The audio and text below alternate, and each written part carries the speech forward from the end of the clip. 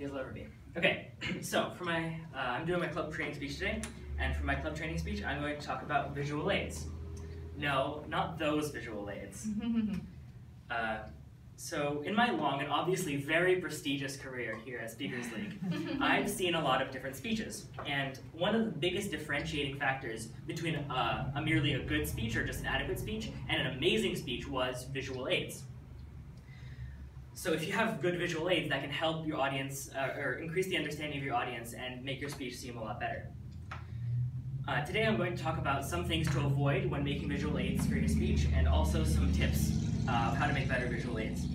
The biggest mistake to avoid, and the biggest one that everybody does, and you should never ever do it, is printing out your visual aids on pieces of paper.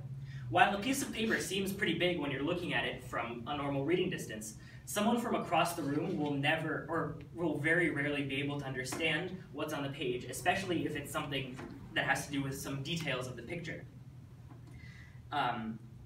And so if people don't see, they will lose interest in what you're saying, and thus, well, they'll just stop paying attention.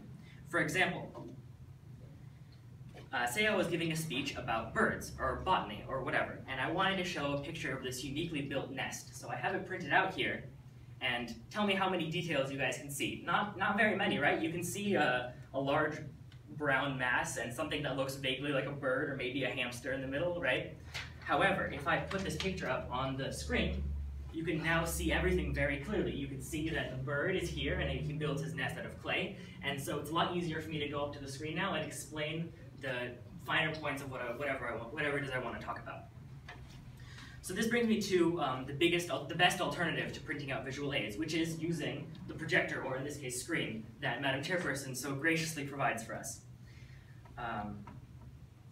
Make sure, however, that you request it in advance. I guess in our case, this doesn't really matter because the screen is always here, but in the case maybe we move to a different room in the future, make sure you request the projector in advance from Madam Chairperson, and in advance means a couple days, not 30 seconds before the meeting.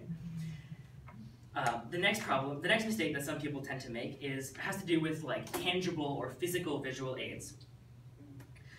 Something that people tend to do when they have some physical object that they want to show is they would give it to a person and have them pass it around the room so each person can look at it and then pass it on to the next person.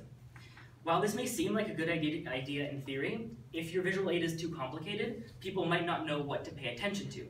Also, if one person spends too long looking at the visual aid, by the time, say I give it to Maxwell, by the time it gets to Titus over here, I might have already moved on in my speech, and then he won't understand the part of the speech that I'm going over now, or the part of the speech that I gave before, because he didn't have any visual aids to compare it to.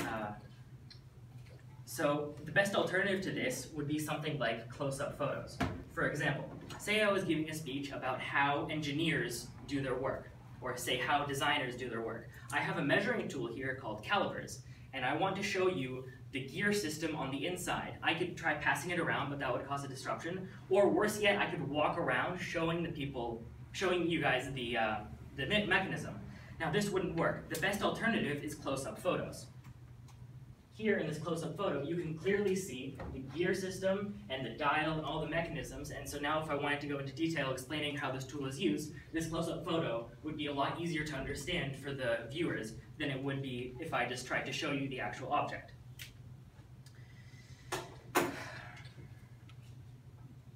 Now, one final point. This is more of a suggestion versus a actual a mistake that people make. A lot of times, people who have pictures, they found pictures for their speech, or they took pictures of whatever object it is, but then they just put the pictures in a file on their computer, and then they just bring their computer and plug it in and try to switch from photo to photo. The problem with this is that a lot of the times you can end up losing track or forgetting which way to switch, and you'll end up showing visual aids like, oh wait, did I show that one? I'll go back, and so that ends up being confusing. The best alternative to this is using something like PowerPoint, or in my case, what I use for this is actually Google Slides.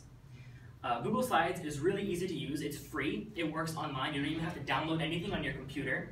It syncs across all of your Google devices, so if you're real smart like me and you forget your computer at home, it saves on your phone. So you can just sync it from your phone, and then here it is. I can just bring it. I didn't even have to bring my computer with me.